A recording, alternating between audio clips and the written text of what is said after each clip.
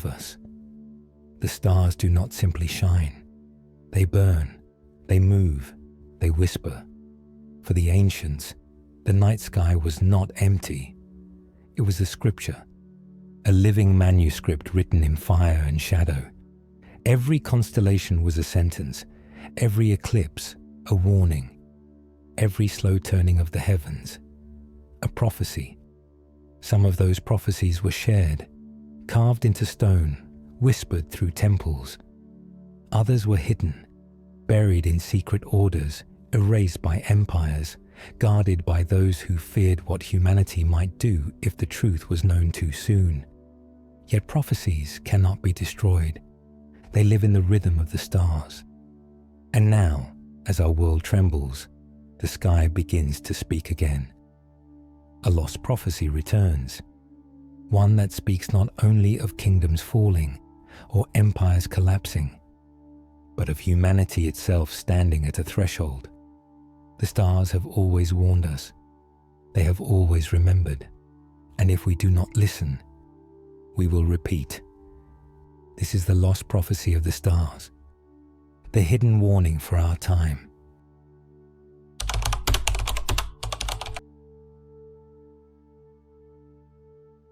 Since the first flicker of firelight, humanity has lifted its eyes toward the heavens. In the darkness above, countless points of light burned, not random, not meaningless, but patterned, deliberate, alive. For the ancients, the stars were not distant suns. They were symbols, messengers, guides. They were the divine script stretched across eternity, a manuscript written not with ink, but with light. To look up was to read the will of the cosmos. To study the sky was to enter into dialogue with creation itself. In Mesopotamia, the Babylonians built entire sciences upon this belief. Clay tablets record the movements of Jupiter, Saturn, and Venus with meticulous care, linking each appearance and retrograde to events on Earth. A king's reign, a flood, the rise or fall of empires. All were traced against the movements of heaven. The Babylonians did not separate astronomy from prophecy. For them, to track the planets was to track destiny itself. Their ziggurats doubled as observatories, watchtowers from which the divine manuscript could be studied line by line. Egypt, too, held the sky as scripture. The ceiling of Dendera Temple still preserves a map of the zodiac, carved in stone. Its constellations arranged not for decoration, but as cosmic teaching. Temples at Karnak and Luxor were aligned with solstices and star risings, especially the heliacal rising of Sirius, which marked the Nile's flood, the lifeblood of the nation. For Egyptians, the stars were calendars, yes, but also warnings and promises. They revealed when life would flourish, when famine might strike, when the gods would favor or chastise the land. The Mayans of Mesoamerica mirrored this devotion, creating calendars of astonishing precision. They tracked Venus with such accuracy that modern astronomy has confirmed their numbers. For them, Venus was not just a planet. It was Quetzalcoatl, the feathered serpent, a bringer of cycles, a herald of war and renewal. The stars were deities in motion, their stories woven into ritual, sacrifice, and prophecy. To misunderstand the heavens was to misunderstand life itself. Even in Greece, where rational philosophy began to rise, the heavens were never mute. Plato spoke of the stars as instruments of time, a harmony of cosmic music guiding the rhythm of existence. The Stoics taught that fate itself was written in the logos of the cosmos, visible through the stars. In India, Jyotisha, Vedic astrology, was considered one of the limbs of the Vedas, inseparable from spiritual practice. The stars were not background. They were scripture, each planet a syllable of a divine language. Modern astronomy has stripped the heavens of this mystery, reducing stars to nuclear furnaces and galaxies to distances measured in light years. But the ancients remind us of another way of seeing. They knew that symbols matter, that patterns are more than chance, that the sky reflects the soul of the earth.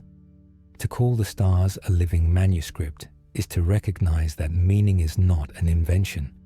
It is discovery. It is memory. It is the echo of a truth we once lived by, and perhaps must learn to live by again. The zodiac was never simply decoration. To the ancients, it was prophecy, a map of the heavens that revealed the hidden cycles of time, fate, and destiny. Each constellation was not only a cluster of stars, but a message, a living archetype, a warning inscribed in the sky. When they looked upward, they did not just see animals, gods, or heroes outlined against the darkness. They saw the story of humanity's rise and fall. They saw endings and beginnings written in fire. In Mesopotamia, the zodiac emerged as a system of omens. The Babylonians, around the 5th century BCE, divided the sky into 12 equal signs, linking them to the seasons, the planets, and the unfolding of earthly events. Their texts, preserved on clay tablets, are filled with prophecies. A certain star rising might mean famine. A particular alignment of Mars or Saturn could mean the fall of a king. For them, the zodiac was not personality traits or fortune-telling. It was survival. It was the warning system of heaven itself. Egypt carried this same truth into stone. The zodiac carved into the ceiling of Dendera Temple is not just art. It is a cosmic clock, showing alignments of stars and planets that mark catastrophic shifts and cycles of rebirth. The Egyptians knew that the stars carried prophecy, and they aligned temples and pyramids not merely to honor the gods, but to preserve the timeline of cosmic rhythms. Each solstice, each equinox, was not just a date. It was a reminder of what had happened before and what would come again. The Mayans across the ocean also built prophecy into their zodiacal and calendrical systems. Their long count calendar tracked cycles of over 5,000 years, predicting endings and renewals. To them, the heavens did not forecast a single destiny, but a turning of ages. Their prophecy of 2012, often misunderstood, was not the end of the world, but the end of a cycle, a warning of transformation. For the Mayans, each zodiacal cycle was a mirror of the past, echoing again in the present. Greek and Roman astrologers absorbed these truths and translated them into a more personal zodiac, one that has survived into modern times. Yet even they knew that prophecy was his heart. The Stoics taught that the zodiac revealed Haimamene, the great fate, the cosmic order through which history unfolds. The stars did not merely reflect our nature, they reflected the destiny of nations, the warnings of cataclysm, the moments when civilizations would be tested.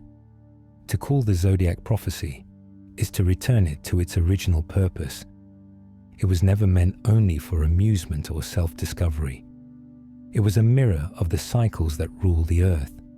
Floods, famines, wars, and awakenings, all were encoded in its wheel.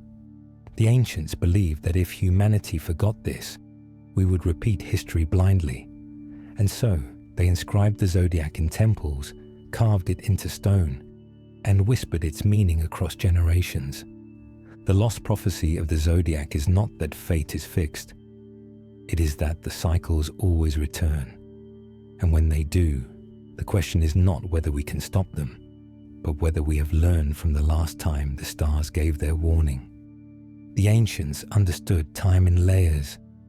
There was the day, ruled by the rising and setting sun. There was the year, ruled by the march of seasons. But beyond these smaller cycles, they saw something far greater. A vast turning of the heavens that spanned not centuries, but millennia. This was the Great Year, the cycle of precession, when the Earth's axis slowly wobbles like a spinning top, shifting the backdrop of stars against which the sun rises each spring. To us, it is a subtle drift of astronomy. To them, it was the heartbeat of destiny. Precession was first noted by the Greek astronomer Hipparchus around 130 BCE. Comparing his star charts with older Babylonian records, he realized that the equinoxes, the balance points of night and day, were moving backward through the zodiac at a rate of about 1 degree every 72 years. This meant that the sun's position at the spring equinox slowly shifted, eventually spending roughly 2,160 years in each sign before moving on to the next. A full cycle through all 12 signs took about 25,920 years. This was the Great Year. For ancient peoples, this cycle explained why ages seemed to rise and fall. Each world age was colored by the sign in which the equinox occurred. When it fell in Taurus, bull cults flourished, and bull symbols dominated Mesopotamia and Egypt. With Aries came the ram and the age of conquest, marked by empires and war gods. With Pisces, the symbol of the fish became central to spirituality, mirrored in Christianity and the age of faith. And now, as the equinox drifts toward Aquarius, humanity feels the tremors of another transition. An age of vision, technology, rebellion, and awakening. But the Great Year was not just an astronomical curiosity, it was prophecy. The ancients saw in it the rhythm of rise and collapse. Civilizations flourished when aligned with the flow of the heavens and fell when they ignored its warnings. The Indian Yuga cycles mirror this idea, describing vast epochs of decline and renewal tied to cosmic time. Plato himself spoke of the Great Year as a cosmic return, when everything repeats, when history circles back on itself like the heavens above. The Maya, though working with different calculations, also aligned their long count calendar to these larger cycles, pointing to endings and beginnings that echoed the movement of the stars. In their vision, time was not linear but circular, each turn bringing both destruction and renewal. The prophecy was not that catastrophe was inevitable, but that cycles would always demand transformation. Today, science confirms the reality of precession, but it strips it of meaning, reducing it to mechanics. Yet the ancients remind us that meaning is not found only in events, but in patterns. The Great Year is a pattern too vast to witness in one lifetime, but over millennia it shapes the destiny of nations. Its warning is simple. Nothing stands forever. Every empire falls, every age ends, every cycle demands renewal. To remember the Great Year is to remember that time itself is prophecy. And in its turning, we are asked, will we awaken this time or repeat the mistakes of the last? Across the ancient world, certain men and women were entrusted with a sacred duty: to watch the heavens. They were not merely astronomers. They were prophets of the sky, interpreters of a cosmic language that most could not read. To their people, they were intermediaries between earth and heaven, guardians of prophecy, charged with warning rulers and guiding civilizations through the shifting rhythms of the stars. From the ziggurats of Babylon to the temples of Egypt, from the observatories of the Maya to the codices hidden in jungle vaults, their work was the same: to preserve the prophecy written in the night. In Babylon, the Chaldean priests stood as the first great astronomer prophets. Perched high on stepped ziggurats, they recorded planetary movements with unmatched precision. Clay tablets from as early as 1800 BCE show careful accounts of lunar eclipses, conjunctions, and the cycles of Venus and Mars. But these were not kept as curiosities. Each alignment was an omen. An eclipse might foretell the death of a king. A conjunction of Saturn and Jupiter, what they called the Great Conjunction, was a harbinger of dynasties rising or falling. To them, prophecy and astronomy were inseparable. The sky was the script, and their job was to read it aloud. Kings did not make decisions without consulting these keepers of the stars. Egypt preserved the same devotion in its own way.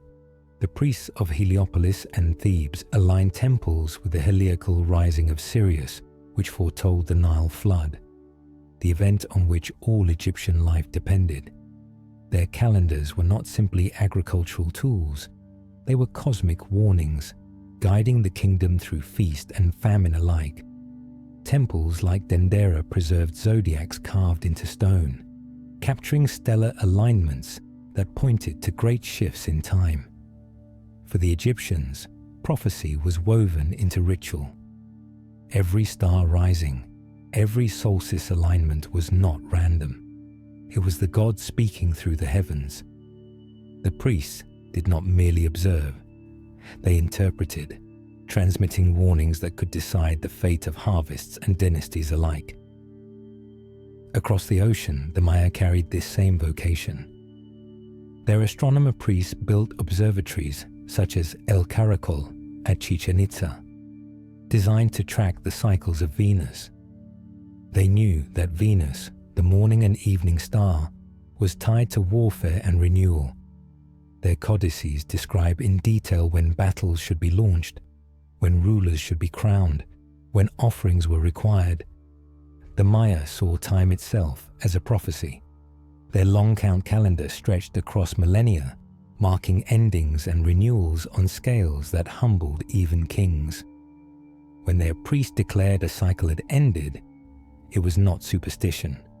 It was the fulfillment of a cosmic rhythm that echoed through their temples.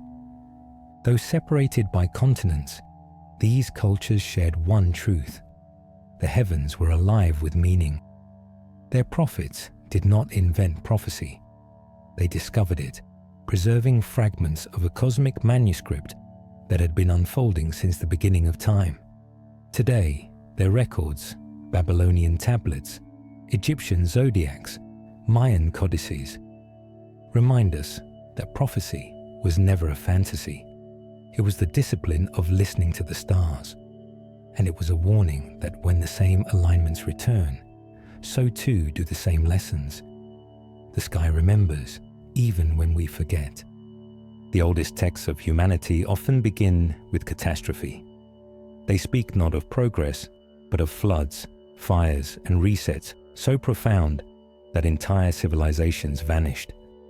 In Mesopotamia, the Epic of Gilgamesh preserves the story of Utnapishtim, warned by the gods of a coming deluge.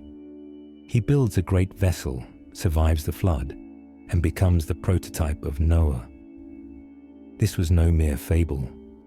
Archaeological evidence shows sudden flooding along the Euphrates, layers of silt covering ancient cities, memory written into earth itself, then preserved in myth.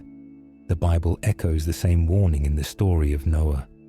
Humanity, corrupted by pride and violence, is swept away by waters that cleanse the earth.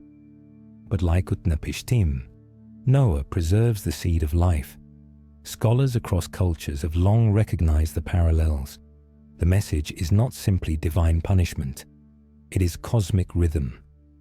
The recognition that when imbalance grows too great, nature resets. Floods are not only water, they are archetypes of cleansing, the dissolution of what no longer serves. Egypt, too, remembered. In the pyramid texts and the coffin texts, there are references to the Great Flood and to primordial waters rising to swallow the land. The myth of Zep-Tepi describes a time when chaos surged and the gods retreated until balance was restored. These texts are fragmentary, veiled in symbolism, but their echoes are unmistakable. Egypt knew the cycles of catastrophe. Their monuments, aligned with solstices and star risings, were warnings in stone, calendars of survival. Far across the ocean, the Popol Vuh of the Maya tells of worlds destroyed and rebuilt. The gods, unsatisfied with earlier creations, send floods and fires to erase their mistakes. Each world ends in catastrophe, and each new world begins with a remnant that survives. Their long count calendar was not about predicting a single apocalypse, but about remembering the rhythm of resets. In their vision, endings are inevitable, but so too are beginnings. Even geology whispers the same story. The Younger Dryas event, around 10,800 BCE, brought sudden climate upheaval, massive flooding, and evidence of continent-wide fires. Some researchers argue a fragmented comet struck Earth, triggering destruction on a scale that humanity barely survived. Whether or not Atlantis was real, Plato's tale of floods, earthquakes, and fire from the sky mirrors this cataclysm. His story, given to Solon by Egyptian priests, may have been less myth than memory. The first warnings are therefore not isolated myths. They are global testimonies. Cultures separated by oceans all tell of floods and fires that reset the world. They speak of humanity's hubris, of imbalance with the cosmos, and of resets that come when we forget our place in the order of things. For the ancients, prophecy was not an invention. It was memory, and their first warnings remind us that what has happened before will happen again, unless we learn.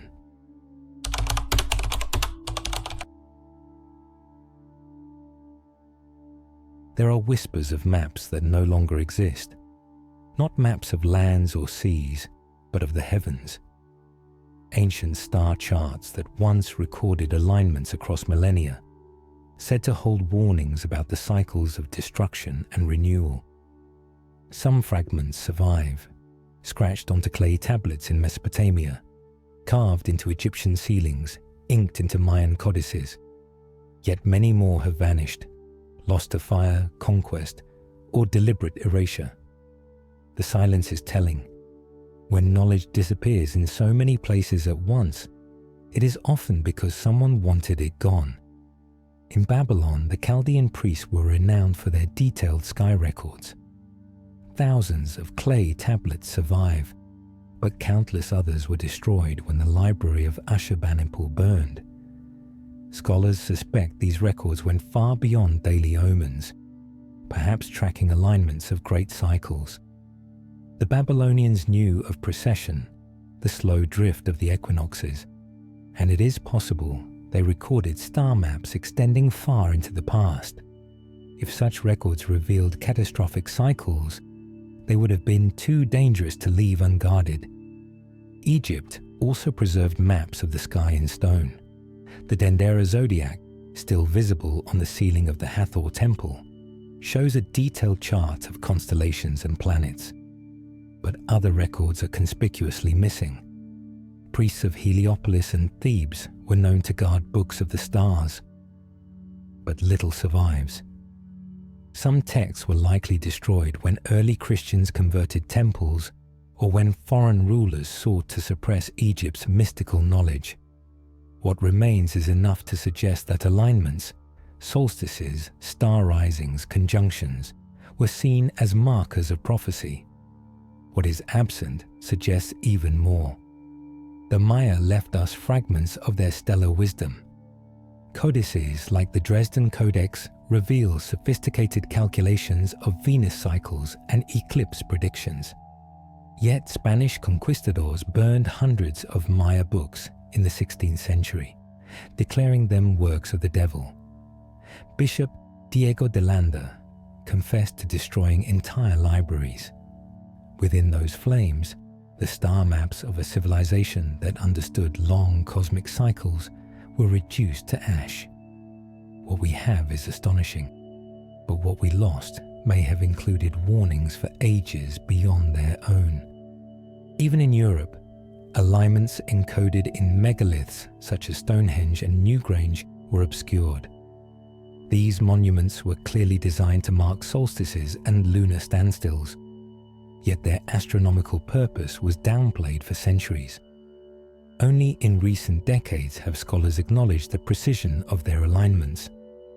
Oral traditions that once explained their purpose were forgotten, erased by time and conquest. The maps were not written on paper, but in stone, and still, their meaning was buried. Why were these star maps hidden or destroyed? Partly conquest, partly neglect, but there are also suggestions of deliberate suppression. Empires seeking control often feared prophecy. Knowledge of cycles that foretold collapse could undermine kings, priests, or even whole religions. To erase the maps was to erase the warning. What remains are fragments, constellations frozen in temples, alignments etched into ruins, cycles whispered in myths. The full maps are lost, but the stars themselves remain, carrying the memory that human hands once tried to hide. Across every ancient civilization, sudden changes in the sky were never treated as coincidence. They were omens. When a comet tore across the heavens, when the moon blotted out the sun, when blood-red eclipses shrouded the night, humanity trembled. For the ancients, these were not random events. They were signs of collapse, warnings that the fabric of the world was about to be torn apart. The sky itself was speaking, and it spoke in fire and shadow. Chinese astronomers recorded comets as broom stars, sweeping across the sky to herald dynastic change. Their meticulous chronicles, stretching back thousands of years, connect the appearance of comets with wars, assassinations, and the fall of emperors. The arrival of Halley's Comet in 240 BCE was noted with fear, its blazing tail taken as proof that heaven had withdrawn its mandate.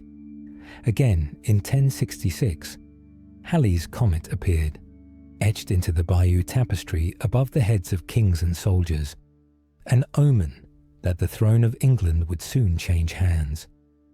Eclipses carried the same dread.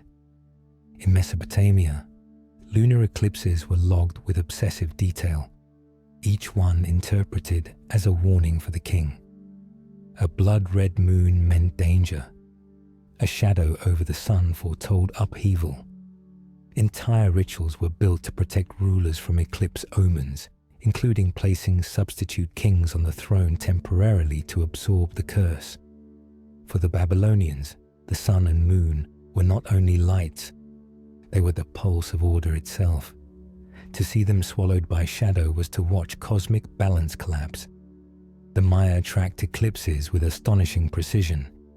In the Dresden Codex, eclipse tables predict cycles centuries in advance. For them, eclipses were tied to catastrophe, the death of rulers, the fall of cities, even the end of worlds. Their mythology spoke of a celestial serpent devouring the sun or moon, a sign that creation itself was trembling. These omens were not feared as superstition. They were embedded in prophecy, warning humanity of moments when the veil between order and chaos grew thin. Even in Greece and Rome, where rational philosophy flourished, eclipses inspired terror. Historians record that during the Peloponnesian War, a lunar eclipse in 413 BCE so terrified the Athenian army that they delayed their retreat, sealing their defeat. Plutarch describes comets as bearded stars, feared by the people as portents of disaster. Across Europe, blood moons were seen as omens of famine, plague, or invasion. The heavens did not only inspire awe, they inspired dread. Modern astronomy explains these events as natural, comets as icy wanderers, eclipses as shadows cast in perfect alignment. But the ancients remind us that natural does not mean meaningless. To them, the sky was not inert. It was alive, in dialogue with the earth below. When fire blazed across the heavens, or when the sun was swallowed at noon, it was not just spectacle, it was prophecy. And the warning was always the same: collapse follows arrogance. The sky's sudden disruptions mirrored the fragility of kingdoms, the impermanence of power. Comets and eclipses reminded humanity that nothing stands forever, that even the brightest light can be swallowed, and that the heavens themselves still speak, in signs of fire, in veils of shadow, in omens of the end. The story of Atlantis, first told by Plato in Timaeus and Critias, has haunted the human imagination for over 2 millennia. He described a civilization of extraordinary power and knowledge, one that thrived before a great cataclysm. In a single day and night, Atlantis was said to sink beneath the sea, destroyed by floods and fire. Many dismiss it as allegory, a parable about pride and corruption. Yet Plato insisted his tale came from Egyptian priests, who told the Greek lawmaker Solon that the memory of Atlantis was preserved in their temple archives. If this story was more than myth, could the survivors have left warnings, not just in ruins, but in the stars? Plato's account links Atlantis not only with destruction, but with celestial cycles. He places its fall around 9600 BCE, a date strikingly close to the Younger Dryas event, when Earth suffered dramatic climate shifts, mass flooding, and evidence of widespread fires. Modern researchers, including geologists studying glacial melt and comet impact hypotheses, have noted that this period matches ancient memories of deluge myths across the world. If Atlantis was real, its destruction may have been part of this global cataclysm. And if survivors carried their wisdom into Egypt, Mesopotamia, or the Americas, then it is possible their warnings were encoded in star alignments that endure to this day. Egypt provides intriguing hints. Temples like Dendera and Karnak align with solstices and star risings, especially Sirius, the star whose heliacal rising marked the Nile flood. The Great Pyramid's shafts align with Orion's belt and the star Sirius. Constellations tied to death, rebirth, and cosmic cycles. Some researchers, such as Robert Bauval with his Orion correlation theory, suggest that these monuments encode sky maps pointing to epochs thousands of years older than dynastic Egypt. Could this knowledge have been inherited from a pre-flood civilization? If so, Atlantis' prophecy may still be written in stone, mirrored in the heavens. Mayan and Andean traditions also speak of drowned lands and starborn wisdom.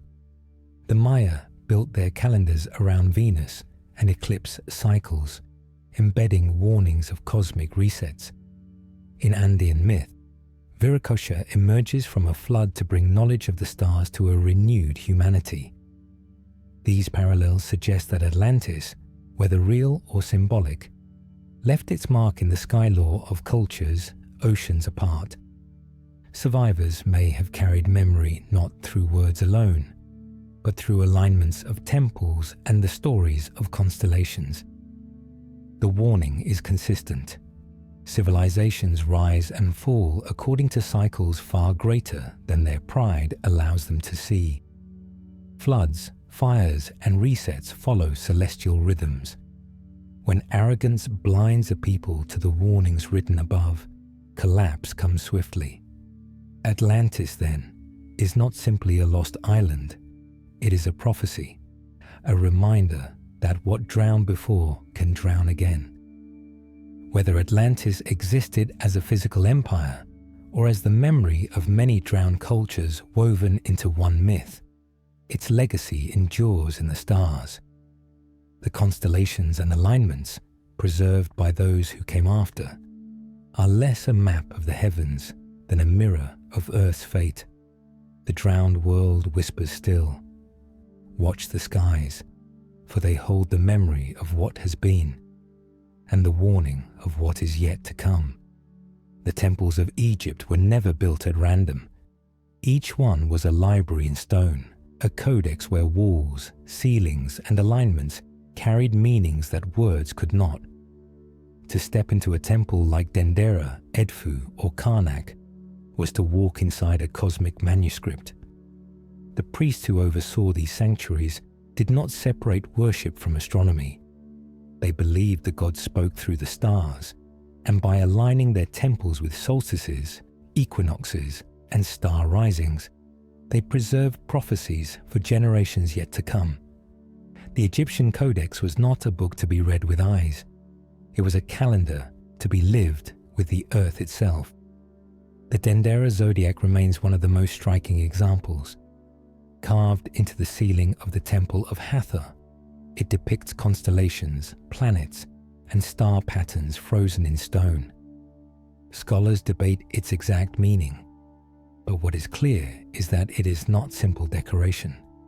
It is a snapshot of the sky at a particular moment in time, encoded with symbols of cycles. The figures of Leo, Taurus, and Aquarius, signs tied to great ages, remind us that the Egyptians tracked more than seasons. They tracked the long arc of precession, the turning of ages that brought both renewal and catastrophe. For them, prophecy was not about foretelling a single event. It was about knowing when the cycles would return. Karnak, the sprawling temple of Amun-Ra, is aligned with the winter solstice sunrise. On that day, the light pierces the central axis of the temple, illuminating the sanctuary of the god. This alignment was not only symbolic, it was functional, reminding the people of cosmic order at the darkest point of the year. Yet it also served as a marker of endings and renewals, a signal that light returns after darkness. To encode the solstice in stone was to preserve a prophecy that decline is never final, that endings are part of the eternal cycle.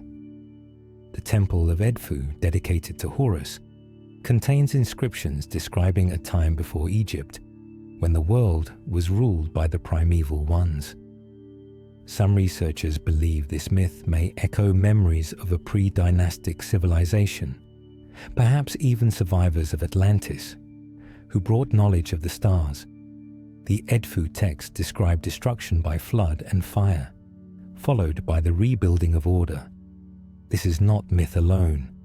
It is the memory of resets, encoded in temple walls to ensure that Egypt would never forget. Even the pyramids, with their shafts pointing toward Orion's belt and Sirius, act as stellar codices. They tell of rebirth, of journeys into the afterlife, but also of alignments marking epochs long past.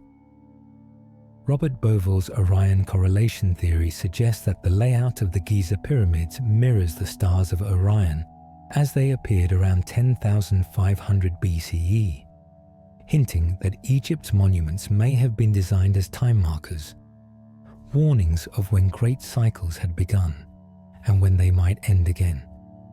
The Egyptian Codex, then, is a prophecy not written in papyrus, but in architecture. Temples were calendars, pyramids were star maps, and myths were records of catastrophe. What they sought to preserve was not simply worship of gods, but the knowledge that all ages end. Their walls whisper the same truth.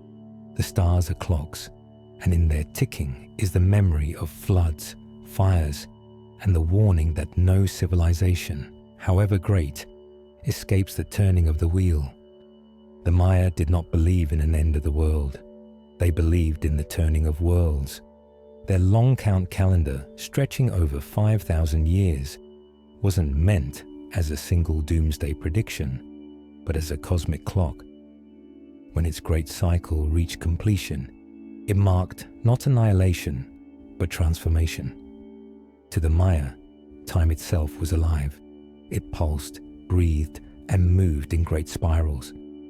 Each completion of the long count was a doorway, a warning that one age was closing and another beginning. The 2012 date which fascinated and frightened the modern world, was only one turning of this greater cycle. For the Maya, it was not a prophecy of destruction, but of renewal. Their glyphs spoke of endings, yes, but endings tied to beginnings, like the planting of maize after the ashes of fire.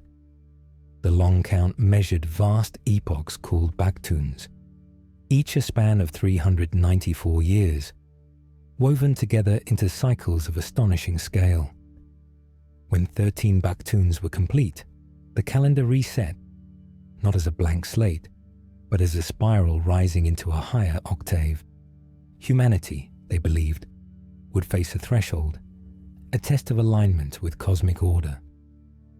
The Dresden Codex, one of the few surviving Maya books, preserves tables of eclipses and Venus cycles, showing their devotion to tracking the heavens with precision. Venus was the planet of war, sacrifice, and renewal, its phases tied to events on Earth.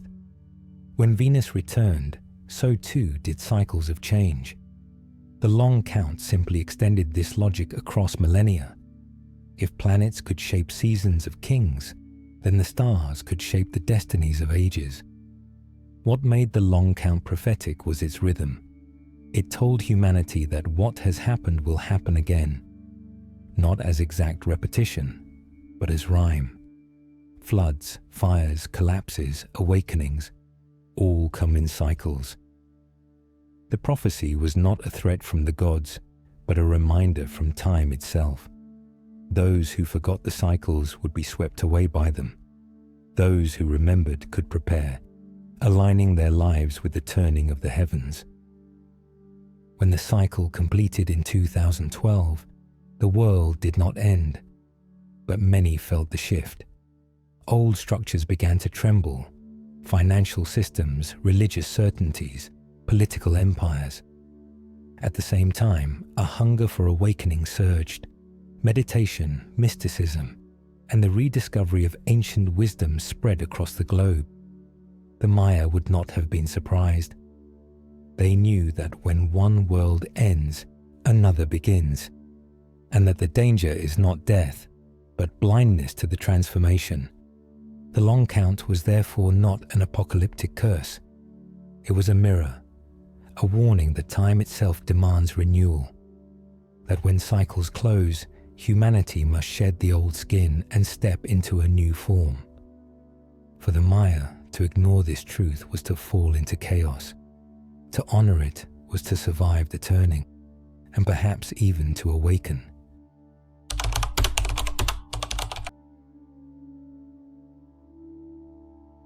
Around 4,000 years ago, the heavens shifted, and with them, the story of humanity.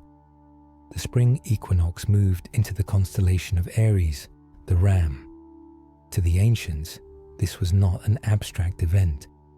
It was the dawning of a new world age. The bull of Taurus, once exalted in temples and myths, yielded to the ram's fiery charge, and with that transition, cultures across the earth turned toward war, conquest, and the rise of empires. The age of Aries had begun, and his prophecy was written in blood and iron. In Mesopotamia, the bull had long been sacred, carved into reliefs and worshipped in cults. But as the equinox drifted into Aries, the ram and the warrior began to dominate. Babylonian texts from this period speak of gods of war rising in prominence. Mars, the red planet tied to Aries, gaining new reverence. The old age of agriculture and fertility gave way to an age of armies, kings, and expansion. The zodiac was not only marking time, it was warning of what would unfold when the ram's fire took hold. Egypt, too, reflected this shift. In earlier dynasties, the bull god Apis and Hathor, the cow goddess, were central figures. But by the New Kingdom, Amun, often depicted with ram's horns, had ascended as chief deity. His rise mirrored the celestial transition into Aries. Temples dedicated to Amun at Karnak flourished, and pharaohs presented themselves as embodiments of his ram-like power. This was not coincidence. It was alignment. The gods of Egypt had always mirrored the stars, and when Aries rose, so did the ram-headed gods of war and kingship. In Greece, the archetype of Aries expressed itself in the warrior ethos that defined the classical age. From the Spartan phalanx to the campaigns of Alexander the Great, conquest was glorified. Heroes were measured not by wisdom alone, but by battlefield triumph. Aries, ruled by Mars, demanded fire, courage, and aggression. Empires expanded with relentless momentum, fueled by the same fiery spirit that blazed in the constellation of the Ram. Rome embodied the age of Aries more completely than any other. Mars, the god of war, stood as father of Rome itself, said to have sired Romulus and Remus. The empire rose on conquest, each victory celebrated as divine destiny. The ram's archetype pulsed through Roman legions, through their banners, through their gods. The prophecy of Aries was fulfilled in their rise, and in the blood they spilled to sustain it. The age of Aries also explains the sacrificial imagery found in many traditions. The Hebrew Bible tells of rams offered on altars, most famously in the story of Abraham, who sacrifices a ram in place of his son. The lamb of sacrifice became a symbol across Near Eastern traditions, echoing the ram's celestial dominance: sacrifice, war, conquest. These were the themes of an age ruled by Aries. But prophecy always carries shadow. The age of Aries foretold not only the rise of empires, but their eventual collapse under the very fire that birthed them. Conquest brings power, but also overreach. Victory breeds pride, but also downfall. The stars did not demand destruction, they warned of it. And in every empire that rose beneath the ram's watch, the warning played out. The age of Aries remains a reminder that when fire is unbalanced, it consumes everything, even those who wield it. When the great wheel of the heavens turned once more, the spring equinox shifted from Aries into Pisces. The fiery ram gave way to the fish, a gentler but more elusive archetype. The age of Aries had exalted conquest, bloodshed, and the glory of empires. The age of Pisces brought something different: faith, illusion, and the shadow of sacrifice. Its symbol was water, flowing and formless, reflective yet deceptive. Humanity moved from the battlefield to the temple, from the spear to the scripture, from the might of kings to the mysteries of belief. Yet just as Aries had carried its own shadow of destruction, Pisces carried the shadow of illusion. The emergence of Christianity sits at the heart of this age. The fish became its sacred emblem, traced secretly on walls and in sand by early believers. Jesus called his disciples fishers of men, and the miracles of loaves and fishes echoed the archetype of Pisces. More deeply, Christianity centered on sacrifice, not the rams of Aries, but the sacrificial Lamb of God, an echo of transition from fire to water, from conquest to martyrdom. Faith was exalted, not for what was seen, but for what was believed. But the Piscean archetype was not confined to Christianity alone. Across the world, great religions and spiritual systems flourished. Buddhism spread widely during this epoch, emphasizing compassion, renunciation, and transcendence.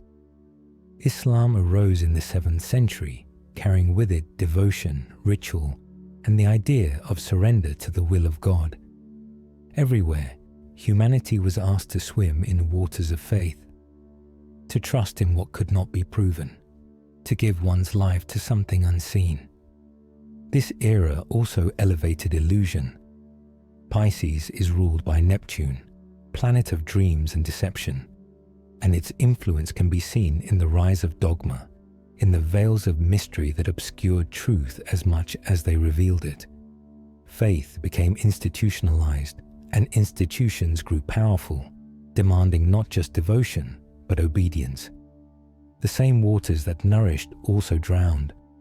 Wars were fought in the name of God. Inquisitions and crusades punished doubt. Sacrifice, once a path to transcendence, became entangled in control. The age of Pisces also carried the motif of duality. Fish swimming in opposite directions symbolize the tension between spirit and matter, heaven and earth, devotion and corruption. It is no coincidence that this age was marked by extremes, saints and mystics alongside tyrants cloaked in piety. The prophecy of Pisces was that faith would guide humanity, but its warning was that faith could also blind. Science, too, emerged during this age, yet often in conflict with faith. Figures like Galileo and Copernicus were suppressed for challenging religious dogma, proving that even truth itself could drown in the waters of illusion. The Piscean shadow was not disbelief, but misplaced belief. Humanity's tendency to sacrifice clarity for comfort, to give power to myths that enslave rather than liberate. Now, as the equinox shifts once again into Aquarius, the lessons of Pisces remain vital. Faith can inspire, but it can also deceive. Sacrifice can liberate, but it can also enslave. Illusion can comfort, but it can also conceal. The prophecy of Pisces was never that belief would save us. It was that belief would test us. And as the new age dawns, we are left with its final question. Did we learn to see through the waters, or did we drown in them? The slow turn of the heavens has brought us to the threshold of another age. After 2,000 years beneath the waters of Pisces, the spring equinox drifts into Aquarius, the water-bearer. For centuries, mystics and astrologers have spoken of this dawning, of a time when humanity would awaken from illusion, when old structures of power would collapse, and when a new vision of the collective would begin to emerge. It is no accident that prophecy is resurfacing now. The stars are speaking again, as they did in the days of Babylon, Egypt, and the Maya, and their message is both a promise and a warning. Aquarius carries the archetype of the rebel, the visionary, the one who pours out waters of knowledge for all. Where Pisces exalted faith in the unseen, Aquarius demands clarity, reason, and innovation. Where Pisces drowned in sacrifice and illusion, Aquarius seeks freedom, truth, and liberation from the chains of dogma. This transition is not soft, it is disruptive. The birth of every new age is marked by upheaval, and the current tremors of our world, political chaos, environmental crises, technological revolutions, are signs that the wheel has turned again. The prophecy of Aquarius is resurfacing because humanity is standing at a crossroads. The old Piscean structures, centralized religions, hierarchical empires, rigid traditions are breaking down. We see it in the collapse of trust in institutions, in the exposure of corruption once hidden, in the hunger for authenticity and sovereignty. But prophecy warns us. The fall of the old does not guarantee the rise of the new. The waters of Aquarius can nourish, or they can drown. The gifts of knowledge and technology can liberate, or they can enslave in more subtle ways. Astrologically, great conjunctions have signaled this shift. In December 2020, Jupiter and Saturn aligned at 0 degrees Aquarius, a rare event that many astrologers saw as the official opening of the Aquarian gateway.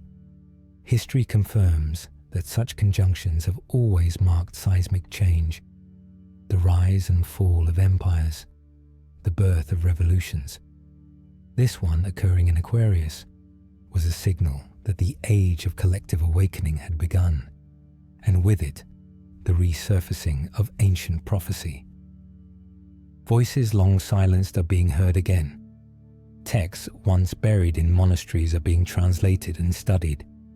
The prophecies of the Maya, the warnings of Plato, the alignments of Egypt, all are being revisited, not as superstition, but as wisdom encoded in cycles. The reason is simple. The prophecy belongs to this moment. It waited for us. It was never about a single end, but about the lessons we must learn as the ages turn. The dawning of Aquarius reminds us that prophecy is not passive. It does not say what must happen. It says what can happen if we do not awaken. Humanity is being called to vision, to cooperation, to the breaking of chains. But we are also being warned of rebellion without wisdom, of technology without compassion, of freedom without responsibility. The stars have opened the page again. The prophecy is alive in our time. And whether it becomes liberation or collapse depends on what we choose to pour into the vessel of this new age. Every age has its mirror, and the dawning of Aquarius is no exception.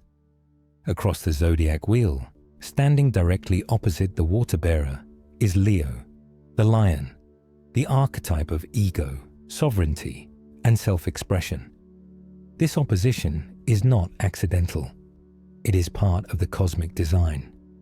For as humanity steps into the Aquarian current of collective awakening, it must also face the shadow of Leo, the test of ego. This is the hidden challenge of our time. How to balance the radiant fire of individuality with the cool waters of vision for the whole. Leo's energy is bold, proud, and solar. It is the sign ruled by the sun itself, the center around which all else revolves. Leo embodies the need to shine, to create, to stand out as unique. Without Leo, there is no artistry, no leadership, no courage to roar. Yet when distorted, Leo becomes tyranny, narcissism, an obsession with personal glory at the expense of others. In the Aquarian age, as humanity seeks equality and collective vision, the shadow of Leo tempts us to crown false kings, to elevate egos above truth, to confuse charisma with wisdom. This tension has played out throughout history. Every collective movement eventually faces the danger of strongmen, leaders who place themselves above the vision they claim to serve. In ancient Egypt, pharaohs were exalted as gods, embodying both Leo's solar majesty and its potential for excess. In Rome, emperors seized divine titles, demanding worship while ruling an empire. Today, we see echoes of this same archetype in political cults of personality, celebrity obsession, and the glorification of individual power over communal responsibility. Yet the Leo archetype is not the enemy of Aquarius. It is its necessary counterpart. For the collective without the individual becomes a faceless mass, vulnerable to conformity and suppression. Aquarius without Leo risks cold detachment, a vision without heart. Leo without Aquarius risks selfish pride, a flame that burns but does not illuminate. Together, they form a polarity, a cosmic balance between ego and vision, between self and community, between the sun that shines alone and the vessel that pours water for all. Astrologers have long noted that the tension between Leo and Aquarius appears during pivotal shifts. The French Revolution carried Aquarian ideals of liberty, equality, and fraternity, yet soon gave rise to Napoleonic ego.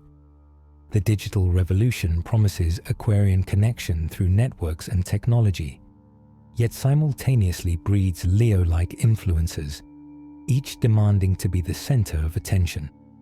The polarity is alive in our age, a collective awakening struggling to coexist with unprecedented individual self-expression.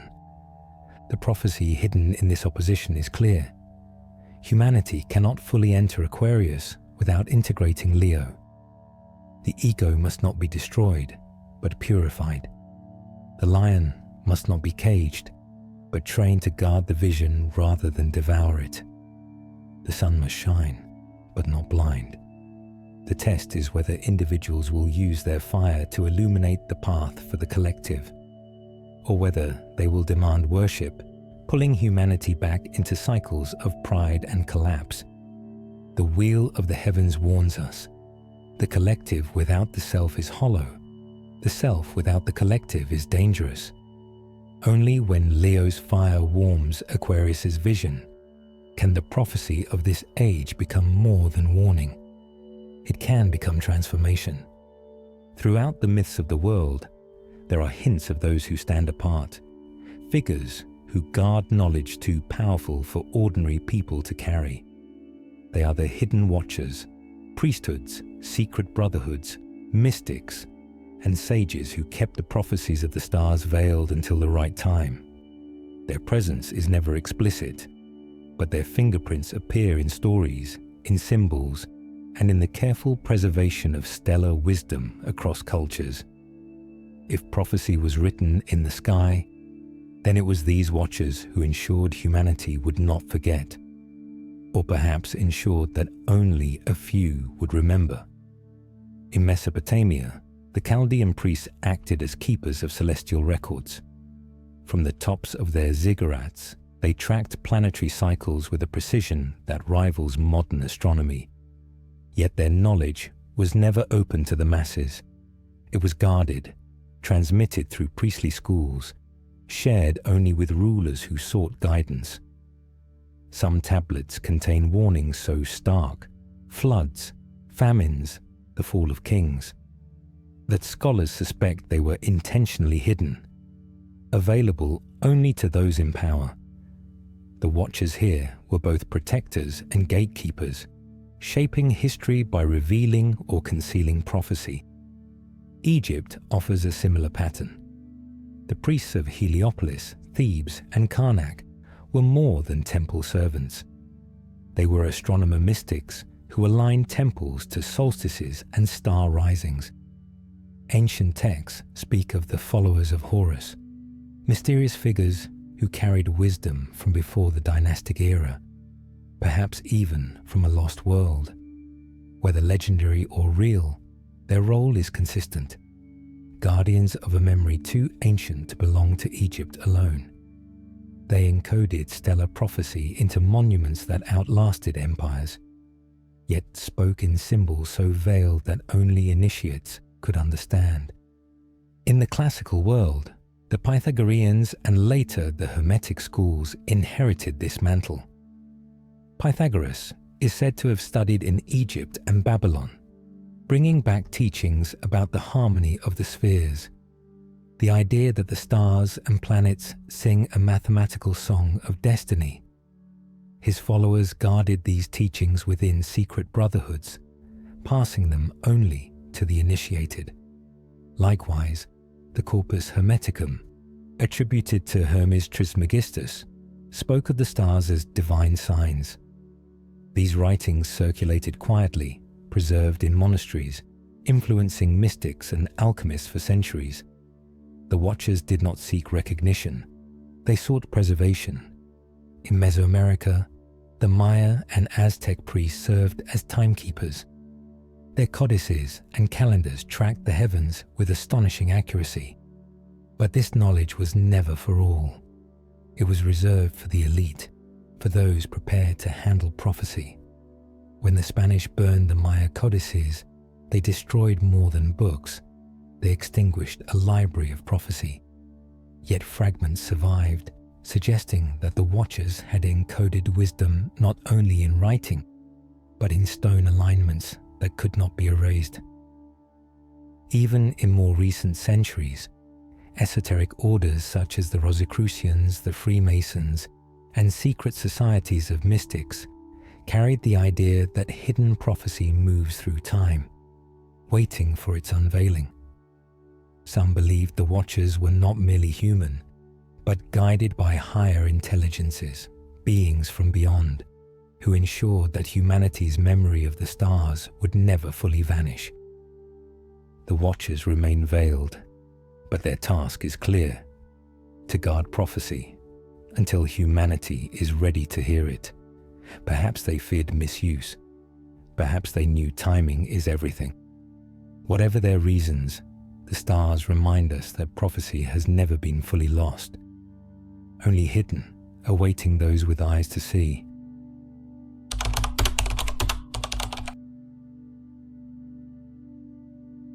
The ancients believed the heavens were not silent, but spoke in alignments, conjunctions, and cycles that marked turning points in history.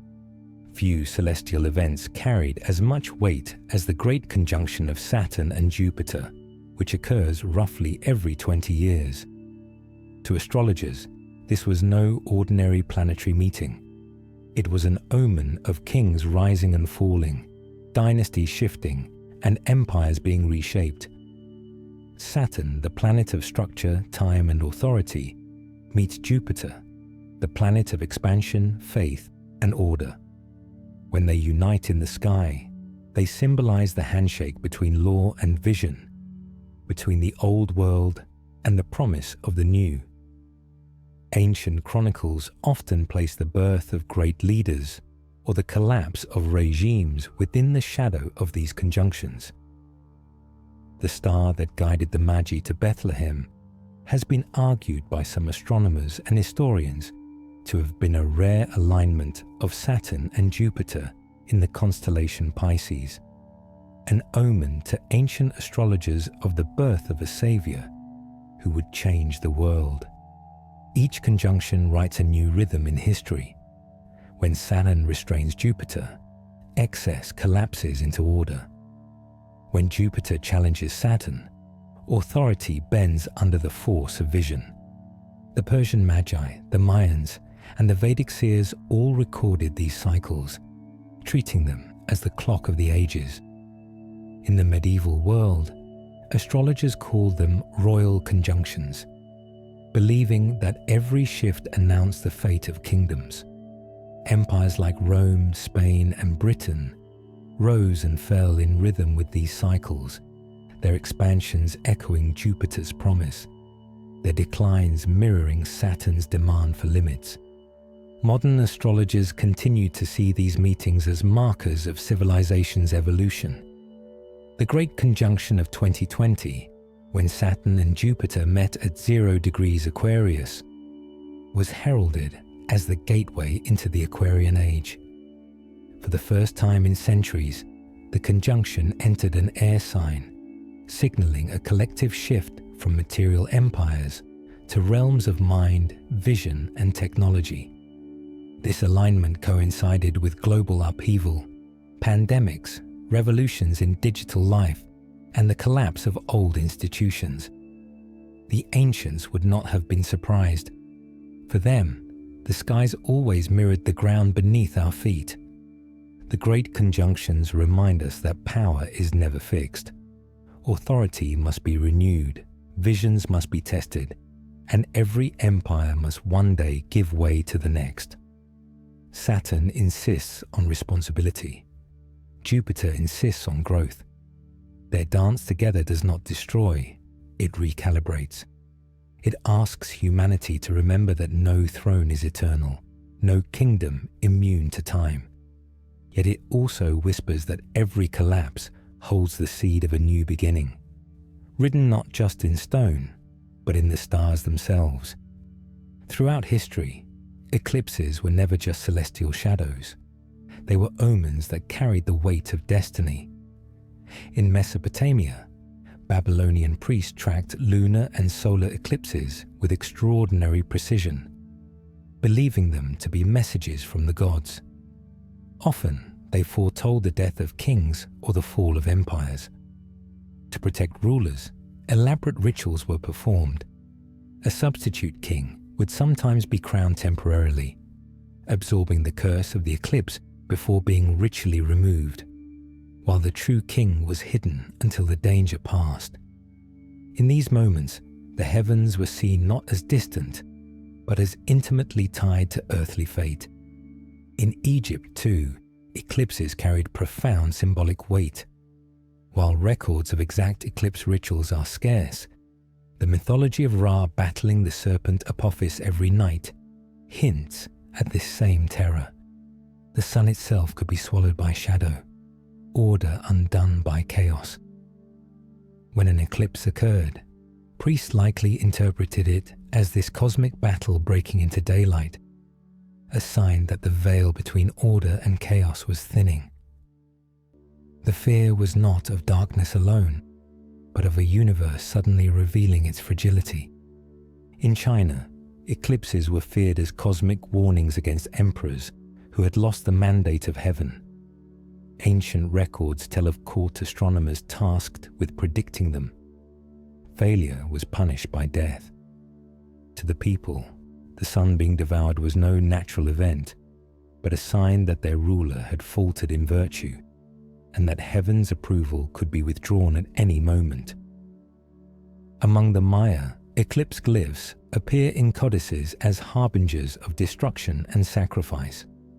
Their intricate astronomy tracked the repeating cycles of eclipses, which they tied to wars, famines, and the shifting balance of divine order. The Dresden Codex, one of the few surviving Mayan manuscripts, depicts eclipse tables intertwined with images of serpents and gods of death, reminders that shadowed skies were not accidents, but signals that something in the cosmic contract was being reset. What unites all these traditions is a single thread. Eclipses were not random. They were seen as cracks in the cosmic order, reminders that the sun, the source of life, clarity, and kingship, could vanish in an instant. To cultures that aligned their calendars, monuments, and myths with the stars, such events were revelations of fragility and impermanence. And yet, woven into the terror was always the possibility of renewal. Just as the shadow passed and the sun returned, many believed the eclipse carried a hidden teaching, that even in moments of collapse, light would return. The fear of fate was inseparable from the promise of rebirth.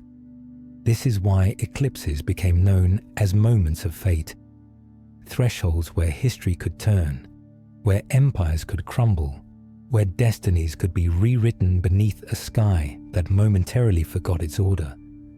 And in those shadows, humanity was reminded that the stars themselves speak in warnings, urging us to remember the balance that sustains both heaven and earth. The ancients spoke of dragons not only as beasts of legend, but as forces moving silently in the heavens. In the East, eclipses were explained as a celestial dragon devouring the sun or moon. In India, this dragon was given names, Rahu and Ketu, the north and south lunar nodes. These invisible points, where the moon's orbit crosses the path of the sun, were seen as gateways, thresholds between the seen and unseen worlds. When the sun or moon aligned with these nodes, eclipses occurred. And for seers across cultures, these were not accidents of astronomy. They were revelations of cosmic doorways opening. The Vedic tradition described Rahu and Ketu as the severed head and tail of a serpent, forever chasing the luminaries across the sky. Rahu swallows the sun or moon, creating an eclipse, while Ketu represents the release, the dissolving of illusion, the portal into liberation. In astrology, these nodes are not physical bodies, but karmic points, mapping destiny itself. The North Node, Rahu, shows where the soul is drawn in this life, the hunger for growth, often through shadow and trial.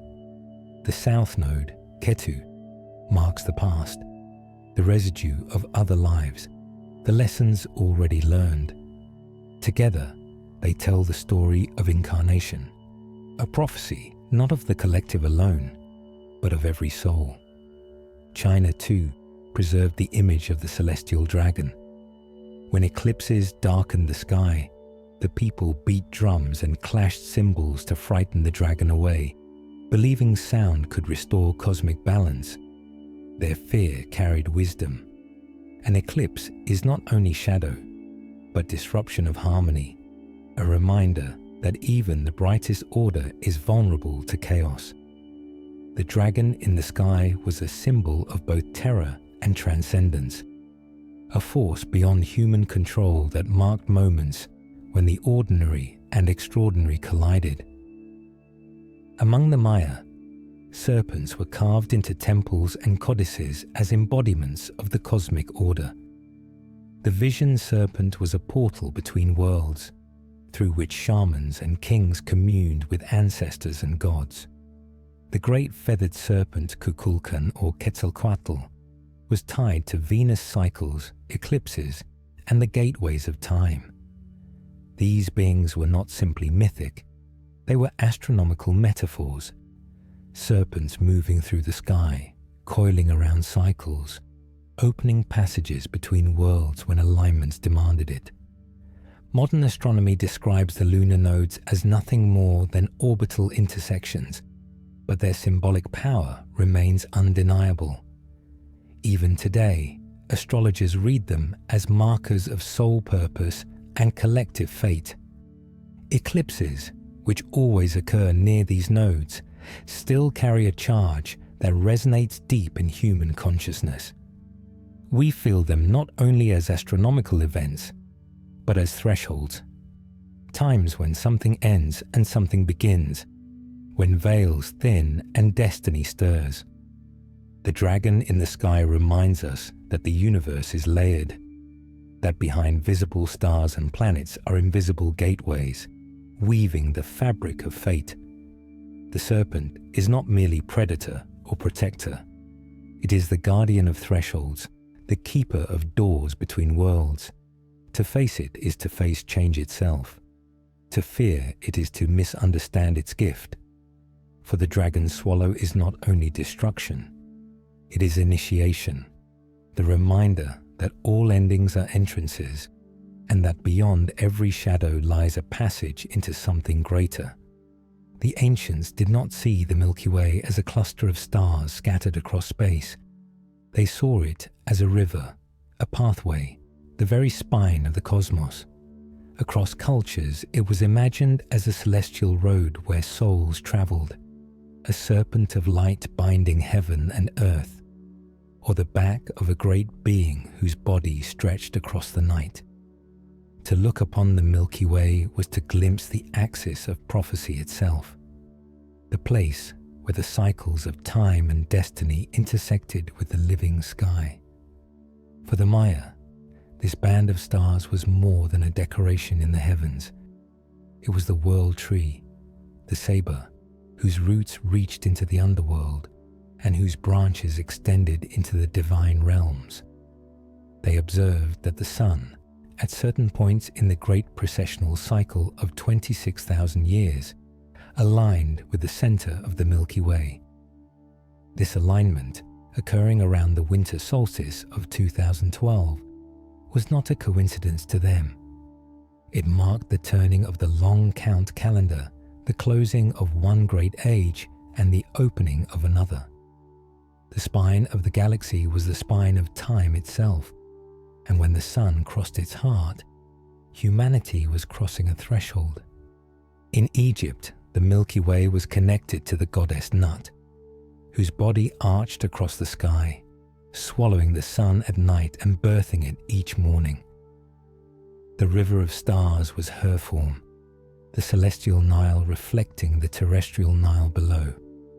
Texts from the Pyramid Age describe the king's soul ascending along this river of light to join the imperishable stars. Here, prophecy was not only collective but personal.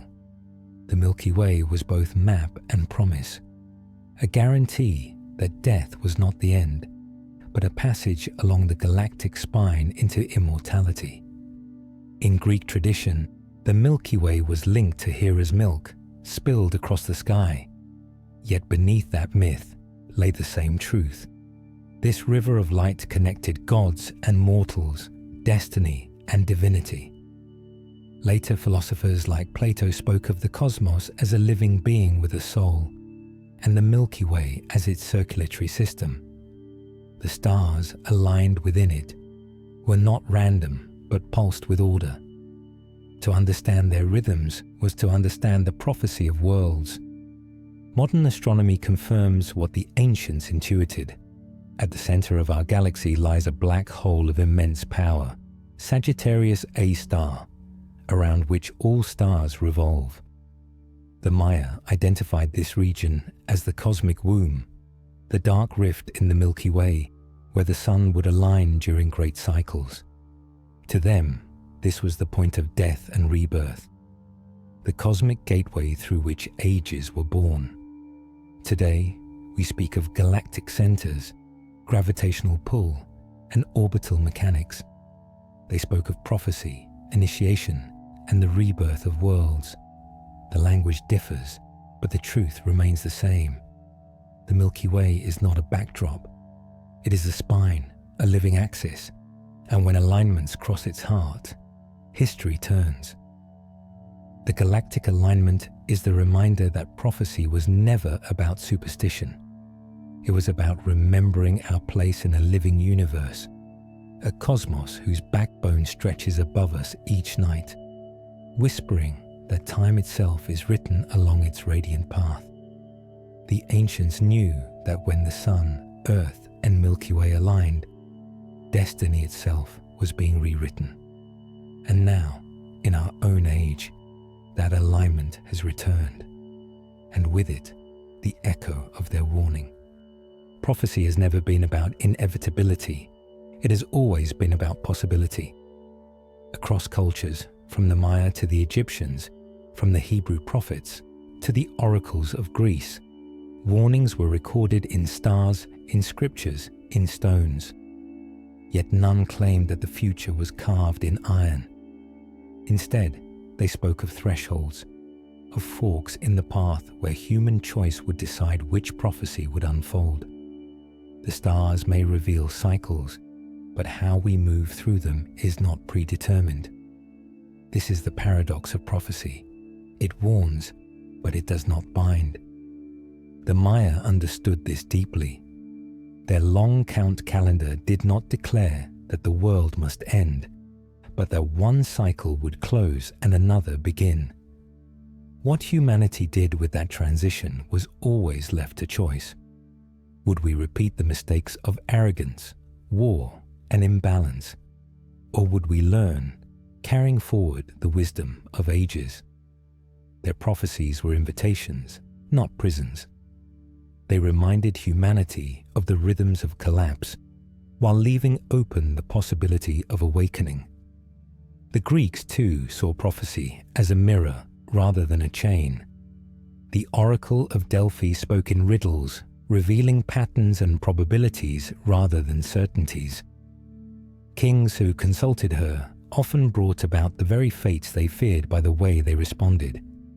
In tragedy after tragedy, it was not prophecy itself that doomed the hero, but the choices made in its shadow. The message was clear. Prophecy illuminates, but it does not dictate. Free will remains the final force. In the Hebrew tradition, prophets like Isaiah and Jeremiah warned of destruction, exile, and suffering, yet always added that repentance, humility, and a return to justice could avert disaster. The warnings were not given as declarations of unavoidable doom, but as calls to awaken before it was too late. The divine voice spoke through them, not to crush human agency, but to sharpen it. If prophecy were fixed, no warning would be necessary. The very act of prophecy is proof that change is possible. Even in the East, where cycles of karma and rebirth dominate, prophecy is never absolute. The Vedic seers who described cosmic ages also spoke of dharma, of choice, of alignment with truth. The stars may mark when shadows rise, but the soul can always choose whether to be consumed by them or to transform through them. The nodes, Rahu and Ketu, point to karmic lessons, but they do not force us to fail them. They only invite us to face them. In our own time, this truth may be the most urgent of all. Prophecies of collapse, ecological, social, spiritual, surround us. The stars warn of cycles repeating, of consequences unheeded, but none of this is unchangeable. The warning itself is the gift. It tells us, awaken now. or the cycle will return with its weight. Remember now, or the shadow will swallow the light again. Prophecy is not a curse. It is an act of mercy. It shows us what could unfold if we remain blind, and what could be transformed if we awaken. The stars tell us of rhythms and thresholds, but our choices decide whether those rhythms will be collapse or renewal. This is why prophecy has always been given, because the universe trusts that humanity, even at the edge of forgetting, still has the power to choose.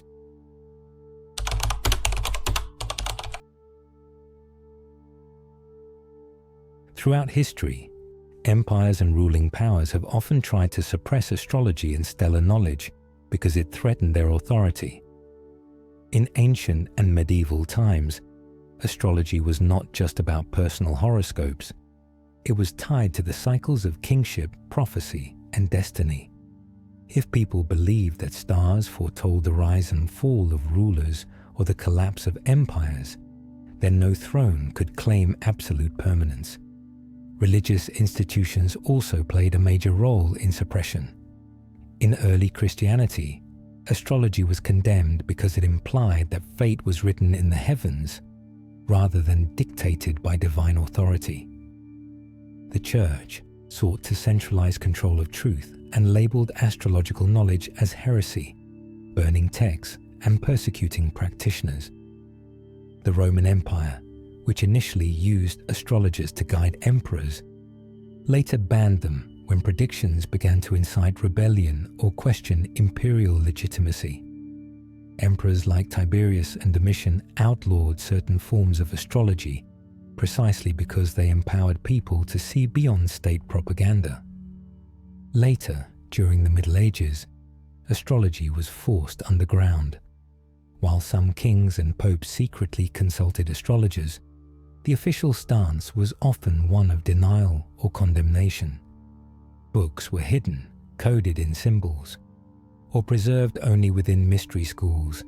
This mirrors what happened in Egypt after Atlantis' memory. Wisdom was cloaked in myth and allegory, accessible only to initiates. Yet suppression never fully erased astrology. The Renaissance revived Hermetic texts and stellar lore, showing how tightly empires had tried to control access to the stars. Thinkers like Giordano Bruno, who spoke of infinite worlds and cosmic cycles, were executed for spreading forbidden stellar truths. His fate symbolizes how empires feared not the stars themselves, but the sovereignty they could awaken in humanity. The pattern is clear. Whenever astrology thrived openly, it gave people a sense of cosmic belonging and independence. Whenever empires feared losing their grip, they tried to silence it. But like the constellations themselves, the knowledge always re-emerged, encoded in myths, whispered in temples, and carried forward by those who refused to let the heavens be forgotten. When the Church rose to power in the twilight of the Roman Empire, a new order began to overwrite the ancient language of the stars. What had once been seen as a divine manuscript etched into the heavens was now branded dangerous, even demonic. Astrology, once practiced openly in temples and courts, was suddenly forbidden. The sky itself was no longer a book for humanity to read, but a realm reserved for God alone. Those who dared to trace the rhythms of the stars were accused of heresy, their knowledge condemned as rebellion against divine authority. This was no accident. To rule souls, one must first sever them from their own direct channels of wisdom. For thousands of years, civilizations had aligned their cities, temples, and calendars with the heavens. They believed destiny could be understood by studying the movements of the cosmos. But as the Church consolidated its power, it declared that destiny lay only in obedience, not in the stars, not in cycles, not in the whispers of the cosmos. Scripture replaced starlight. Dogma replaced alignment. Fear replaced wonder. Astrology threatened the church because it placed power back into the hands of the individual.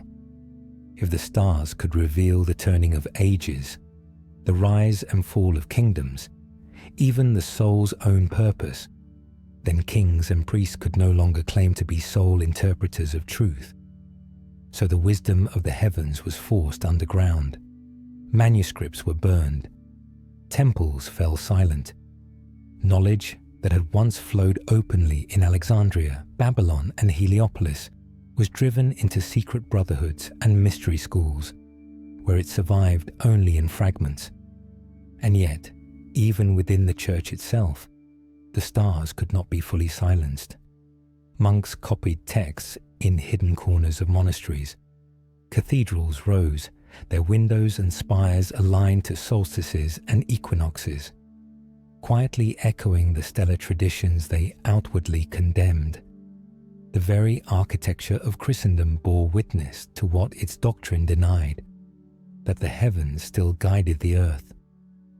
But to the masses, the night sky was recast as forbidden territory, a place of danger rather than communion. The erasure went deeper than suppression. Symbols were inverted. The serpent, once a universal emblem of wisdom and rebirth, was recast as Satan's form. The goddess, who had always been tied to the moon, was diminished or erased. The zodiac, which had been a sacred map of time, was reduced to superstition. The stars were no longer mirrors of divine order, but distractions from salvation. The church made sure that humanity would fear what once connected them directly to the infinite. But wisdom cannot be fully destroyed. It lingers in whispers, in stone alignments, in hidden texts preserved by mystics and seekers who knew the truth could not be erased, only hidden. And so the prophecy of the stars endured, waiting for the time when humanity would once again look upward without fear and remember. The church could bury the wisdom, but it could never kill it, for the heavens themselves still turn, indifferent to dogma, carrying forward the eternal message. The stars do not belong to emperors or priests. They belong to us all. When the Renaissance dawned, a great awakening stirred in Europe. Old manuscripts long hidden in monasteries or carried back from the East by scholars began to surface again. The wisdom of the Greeks, the Hermetics, and the Arabs returned, carrying with them astronomy, mathematics, and stellar observation. At first, this revival seemed to promise a reunion with the ancient understanding of the stars. But as the centuries unfolded, a deep fracture appeared. The stars were no longer seen as living symbols whispering prophecy, but as mechanical bodies obeying laws. Astronomy, once bound to astrology, separated itself from its prophetic roots. And in that divorce, the heavens became less a manuscript of meaning and more a machine to be measured. Figures like Copernicus, Kepler, and Galileo were at the heart of this transformation. Copernicus, studying Old Greek and Islamic texts, proposed a heliocentric model. The sun, not Earth, at the center. This was revolutionary, not only scientifically, but spiritually, for it displaced humanity from the cosmic throne. Galileo, peering through his telescope, confirmed moons orbiting Jupiter and phases of Venus, discoveries that shattered the old geocentric model sanctioned by the Church. These men risked their lives for truth, persecuted for daring to contradict dogma. And yet, while they upheld the stars as forces of order and beauty, they also stripped them of their symbolic voice. Kepler stands as a bridge between the old and new. He sought mathematical harmonies in the planets, believing that geometry was the language of God. His Harmonices Mundi spoke of celestial music, and he still entertained astrology as part of his work. But the trend that followed him moved further toward reduction. The Enlightenment celebrated reason above mystery, calculation above symbolism. the heavens became objects, not omens. Stars were fuel-burning spheres, planets became rocks, and the cosmos, though vast, was emptied of the sacred. This shift was not without resistance. Many thinkers lamented the disenchantment of the universe. The Romantic poets would later cry out against a world of cold machinery, longing again for the stars to sing. But the tide of science was strong. Astrology, once the twin of astronomy, was relegated to the margins, dismissed as superstition. The prophecy of the stars was buried not by priests this time, but by skeptics and scientists who believed they had freed humanity from illusion. Yet the irony remains. The very science that declared the stars mute also revealed their grandeur. Telescopes uncovered galaxies beyond imagining. Physics revealed the dance of gravity shaping worlds. The stars were no longer gods, but they were infinite, eternal, and awe-inspiring. The prophetic dimension was stripped away, but the mystery only deepened. For even as science sought to silence prophecy, the human soul continued to hear whispers when it looked at the night sky. The divorce of astronomy from astrology was not the end of prophecy, but a transformation. The heavens became a laboratory, but they never ceased to be a temple. Even stripped of myth, the stars still speak, in equations, in patterns, in cosmic echoes billions of years old. What science called meaningless, the mystic still calls memory. And perhaps both are true, two halves of a story waiting once again to be reconciled. The ancients believed the sky was a book, not just a backdrop. Within it, warnings were written, and in our time, many astrologers are uncovering that those warnings never disappeared. They were only hidden. Modern practitioners are returning to star maps long dismissed as superstition and finding that they echo truths about cycles, collapse, and renewal. Stone carvings like the zodiac of Dendera in Egypt, with its detailed depictions of planetary alignments and precessional cycles, are being re-examined not as religious art, but as encoded prophecies of time. Scholars such as Schwaller de Lubitsch argued that Egyptian astronomy held far older wisdom, a science of cosmic timing inherited from earlier civilizations. Today's astrologers read these symbols with fresh eyes, noting how alignments like the precession of the equinoxes mark transitions between ages, each bringing upheaval or revelation. It is not only Egypt. The Mayan long count, which reached its great turning in 2012, is now understood by many researchers not as predicting an end, but as pointing toward a threshold, a renewal in consciousness, and a call to prepare for transformation. Modern astrologers connect these cycles with present upheavals, climate change, technological acceleration, and global unrest. They see in the sky's shifting patterns echoes of the warnings carved into stone thousands of years ago. Where earlier centuries tried to sever astronomy from prophecy, today's seekers are weaving them back together. They argue that eclipses, conjunctions, and alignments were never meant to predict trivial daily fates, but to guide humanity through collective thresholds. The suppression of astrology by church and empire buried this wisdom beneath dogma, but it was never destroyed. It lingers in myths of floods and fires, in symbols like serpents devouring the sun, and in monuments aligned to solstices and stars. Now, as the age of Aquarius rises, the stars seem to be remembered again. The cosmic manuscript is opening, and modern astrologers suggest the ancient warnings of forgetting, of pride, of imbalance with the cosmos are resurfacing because humanity is once again standing at the threshold of an age. The lesson is not fear, but remembrance.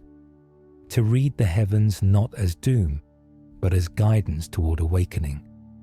The ancients taught that time was not a straight line, but a circle, a great wheel that turned through ages. They looked upward and saw not randomness, but memory. The heavens to them were alive with messages, each cycle of stars and planets echoing events that had happened before and would happen again. And now, as our age trembles with upheaval, the same alignments that marked past collapses and renewals are returning. The skies above us whisper with familiarity, as though prophecy itself has come full circle.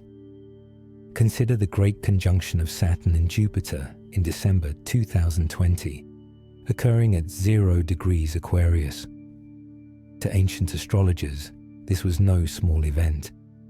They called these meetings of Saturn and Jupiter royal conjunctions, omens that shifted the fate of kingdoms and dynasties.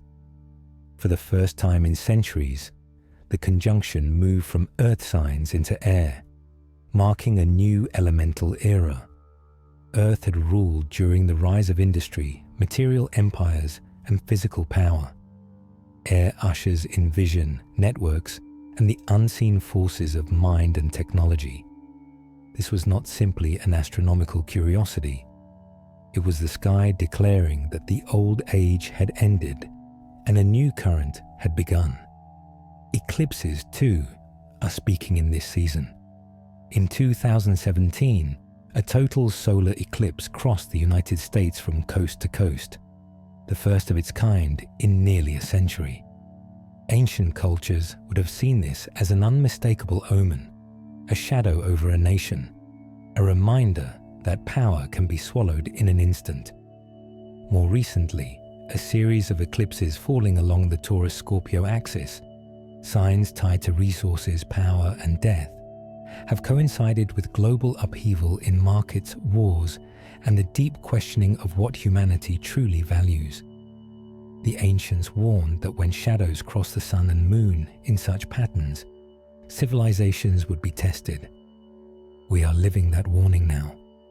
Even the slow dance of the equinoxes, the precession that guides humanity from one age to the next, has arrived at its threshold. For 2,000 years, the age of Pisces ruled with its themes of faith, illusion, and sacrifice. Now the sun rises closer to Aquarius, the sign of vision, rebellion, and awakening. The ancients carved monuments to track this very shift. The Sphinx faces east toward Leo, reminding us of the last great turning. The zodiac of Dendera encodes the precessional clock. These markers were left because they knew the time would come again. Our time. Modern astronomy may call these cycles natural, but prophecy sees them as invitations. The present sky mirrors the past because the lesson has returned. Will humanity repeat the arrogance of Atlantis, the wars of Aries, the illusions of Pisces, or will we, for the first time, choose differently? The stars above us are not silent. Their alignments now are the same alignments that once brought warnings of floods, fires, and empires' fall. They echo through time to remind us prophecy is alive, and the present sky is its voice. We stand beneath a manuscript written in light, and its message is clear. The choice is ours.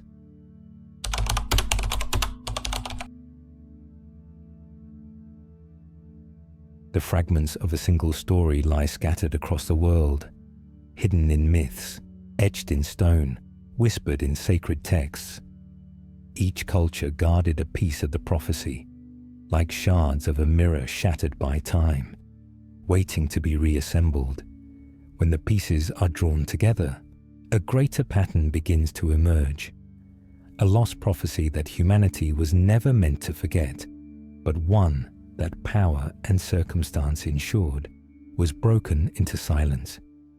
In Mesopotamia, the Enuma Elish spoke of cycles of chaos and order, gods of flood and fire who reset the world when hubris reached too high. These were not merely tales of divine quarrels, but warnings of cosmic resets tied to alignments in the heavens. The Babylonians, with their meticulous tracking of eclipses and planetary motions, saw history itself as cyclical, repeating with the rhythms of the sky. Their records, now fragmented, hint at a worldview where prophecy was less about predicting events than about remembering the inevitability of cycles. In Egypt, the fragments appear as temple alignments and the texts of pyramid walls. The myth of Osiris's death and resurrection was not only a tale of kingship, but a map of cosmic renewal. The Dendera zodiac, with its precise record of constellations, encoded more than seasonal changes. It preserved the memory of great shifts, epochs turning when the heavens aligned.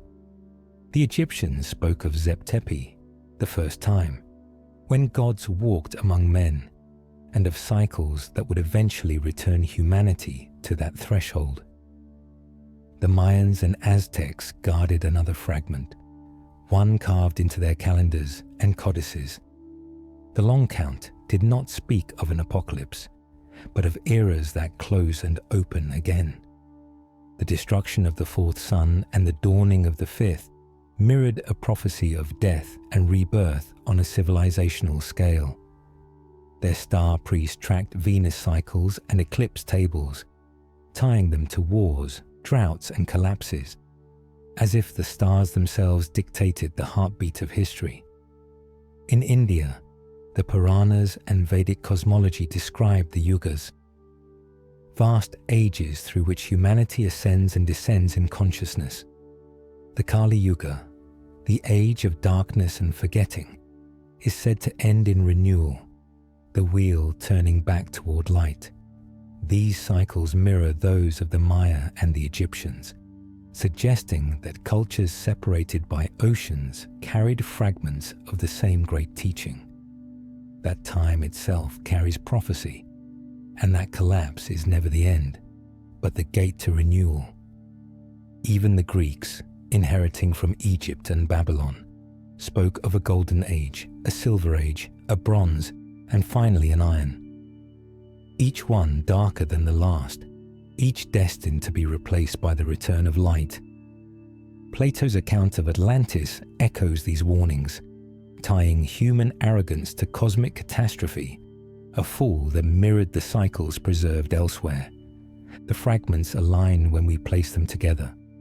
Flood myths from Mesopotamia, renewal cycles from India, cosmic alignments from Egypt, calendars from Mesoamerica, all point to the same truth.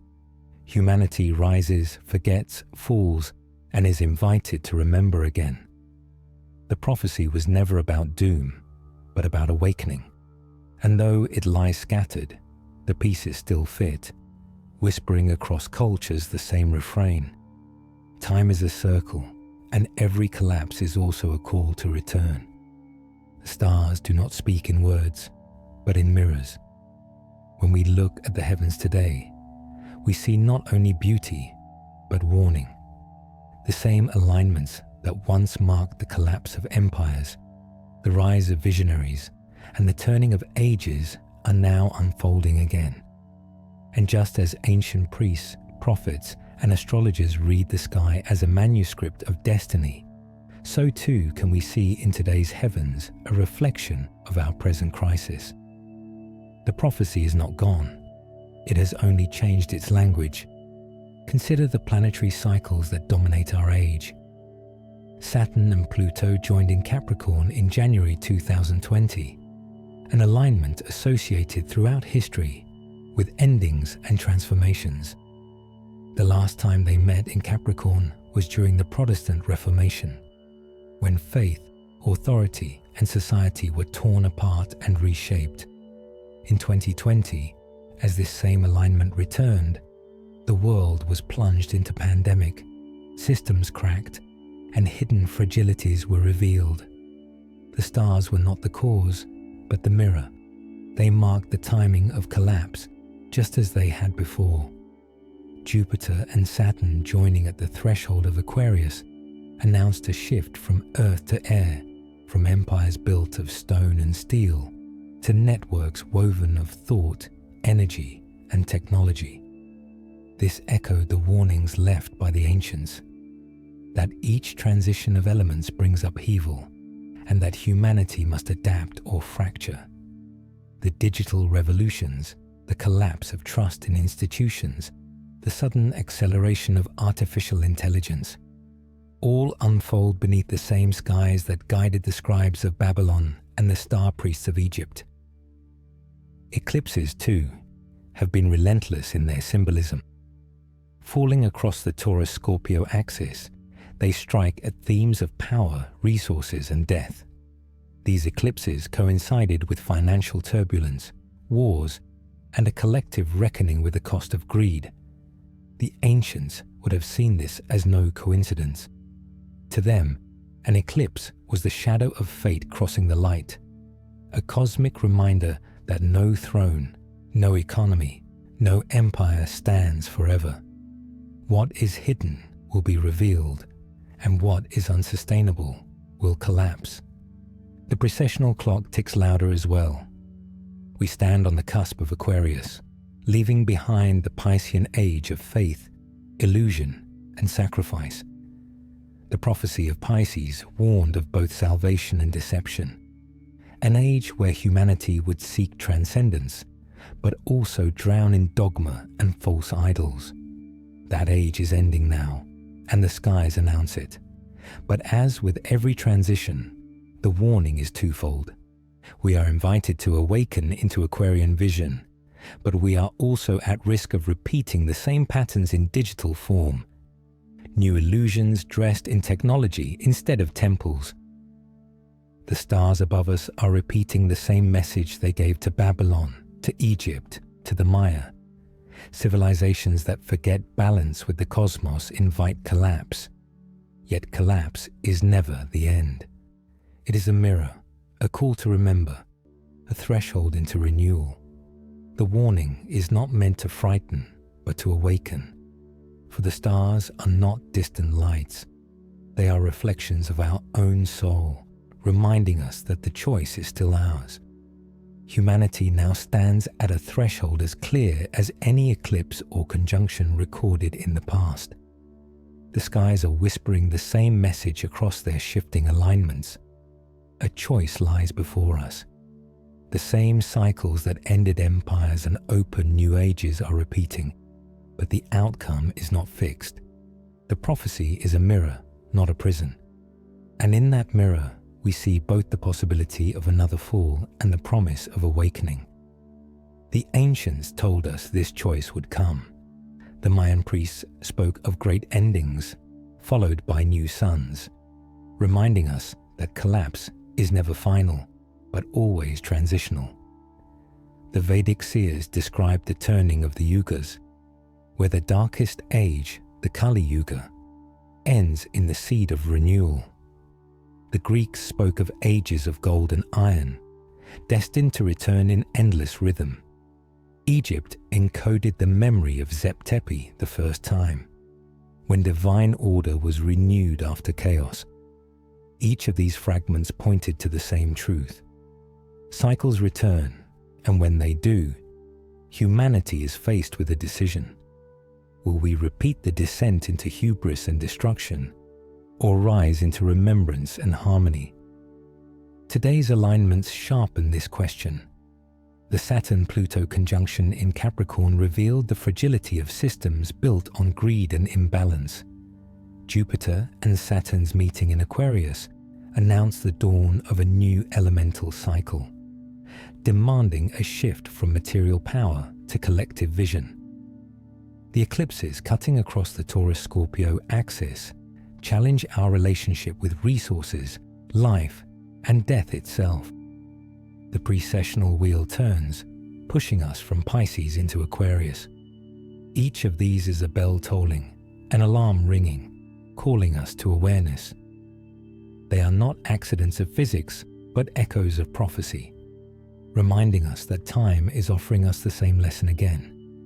If we ignore the warning, the fall repeats. Civilizations crumble, environments collapse, Empires devour themselves in pride and blindness. This is the path of forgetting. The road humanity has walked many times before. Yet if we remember, if we awaken, the cycle does not have to end in ruin. The alignment of now offers the chance to step into a higher octave, to turn rebellion into vision, ambition into service, knowledge into wisdom. This is the hidden promise encoded in every prophecy. Collapse is an invitation, not a sentence. The stars are impartial. They do not force our hand. They show us the crossroad, then leave the choice to us. And that choice is not collective alone. It lives within each soul. Will we cling to the ego, the illusion of control, the false comfort of forgetting?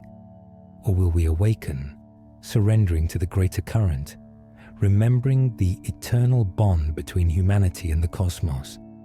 The prophecy of the stars has always been this: when the alignments return, so does the choice. And the choice is not whether collapse comes, but whether collapse awakens us.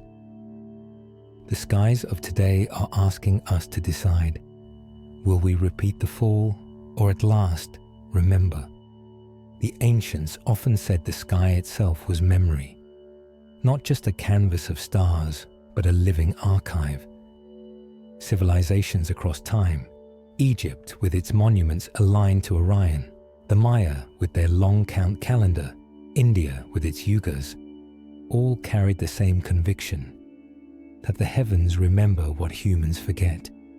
Even when floods swallowed cities, when empires burned, when libraries crumbled into dust, the constellations continued their eternal dance, repeating the same rhythms, whispering the same warnings. To them, prophecy was never truly lost. It could be obscured, hidden, even ridiculed by later ages of skepticism, but the patterns remained, etched into the turning of the heavens. The Sphinx still gazes at Leo as it did 12,000 years ago. The precession of the equinoxes still marks the great ages. The Milky Way still arcs like a cosmic spine, reminding us of gateways and thresholds between worlds. Every generation that lifts its eyes to the night sky has the chance to remember. This is why prophecy endures. It is not a prediction locked in parchment or temple stone. It is a language of cycles, of alignments, of recurring archetypes. What the stars reflected at the fall of Atlantis, they reflected again at the collapse of Rome, and they reflect again today as the Aquarian age begins to rise. The sky does not forget. It mirrors over and over the choices of humanity, whether to destroy itself in pride and blindness, or to awaken into harmony with the cosmic order. In this way, prophecy is eternal not because it dictates fate, but because it offers a mirror. We stand beneath the same constellations as our ancestors, face the same temptations, and are offered the same opportunities for renewal. What they failed to integrate becomes our test. What they remembered in fragments becomes our invitation to wholeness. The eternal sky is not about doom. It is about remembrance. The stars are not lost. They are waiting. And in every age, when humanity forgets, they call us back. They remind us that destiny is not a straight line but a spiral, and that what is forgotten always returns in a higher octave. The warning then is simple and profound. Prophecy is never about victory over fate. It is about alignment with the rhythm that never ends. Every time we look up, we are not gazing into empty space. We are looking into the archive of eternity, a cosmic book with no final page. And perhaps the truest prophecy is this: that no truth can ever be erased, only veiled, and no veil can last forever. The sky remembers, so that we may too. The stars have always called to us, not with words, but with light, with patterns that repeat across centuries, with alignments that stir both awe and unease. Their language is silence, yet it speaks louder than any scripture carved by human hands. And now, as in ages past, that call is rising again. It is not a lullaby, but a summons, a reminder that our place is not apart from the cosmos, but within it, bound by its cycles, tested by its thresholds, invited by its mysteries. The hidden warning has always been the same. When humanity forgets its bond with the heavens, it begins to devour itself. Atlantis rose to glory, but its arrogance blinded it to the balance of creation, and the sky mirrored its fall. Babylon tracked the stars with unmatched precision, yet pride turned their wisdom into a weapon of kings, and collapse followed. Egypt, Greece, Rome, each in their own time, read the heavens, but eventually forgot the humility that prophecy demanded. The stars warned, but humanity looked away, convinced of its own permanence. The result was always the same. Empires fell, cycles reset, memory was lost. Today, the warning is written again across the sky. The conjunctions of Saturn and Jupiter, the eclipses shadowing our sun and moon, the dawning of Aquarius, all these alignments echo the prophecies of old. They do not declare inevitability, but possibility. They say, here is the threshold, here is the turning. What you choose now will decide whether the cycle repeats in ruin or ascends in renewal. The hidden prophecy is not doom but choice. Our place within it is both fragile and profound. We are not the masters of destiny, yet we are not its victims either. We are co-creators, standing within a living cosmos that reflects our consciousness back to us.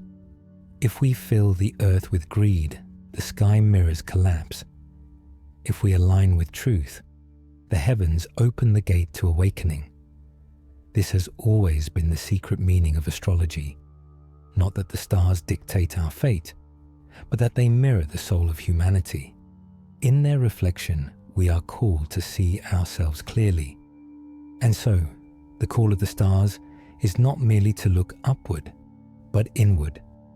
To remember that we are children of the cosmos, made of the same dust as the constellations, pulsing with the same rhythm as the galaxies. The stars call us to humility, to courage, to remembrance. They call us to step out of the illusion of separation and return to the living manuscript of creation. The prophecy was never meant to frighten. It was meant to awaken. The hidden warning is simple. If we forget, we fall. If we remember, we rise. The call of the stars is rising now, as it has at every great turning. And in that call lies both the warning and the invitation. To take our place not as rulers of the earth, but as keepers of the harmony between heaven and world. The sky is speaking. The question is, are we listening? The stars are calling, not just to be admired, but to be remembered. Their prophecy is not locked in temples or buried in ruins. It is alive, echoing now, asking us to see what so many before us have missed. And the question, beloved traveler, is simple. Will you listen? If these words stir something in you, if you feel the pulse of the heavens in your own soul, then you are already part of this voyage. Do not let it end here. Step further with us. Watch the other stories the stars have left us. Follow the patterns across history, across ages, across hidden truths. Every video we share is another piece of the puzzle, another key to the awakening that is unfolding now. Subscribe so you never miss the next revelation. Comment so your voice becomes part of the great dialogue. Share this light so that others who are searching in silence may also find their way. And like this video, not for vanity, but because every gesture keeps this message alive against the noise of forgetting. The stars have spoken through ages, through fire, through collapse, and they are speaking now. The choice, the remembrance, the awakening, it is in your hands. Welcome to the Hidden Voyage. Welcome home. SoulWhisper and SoulCreator, the Hidden Voyage.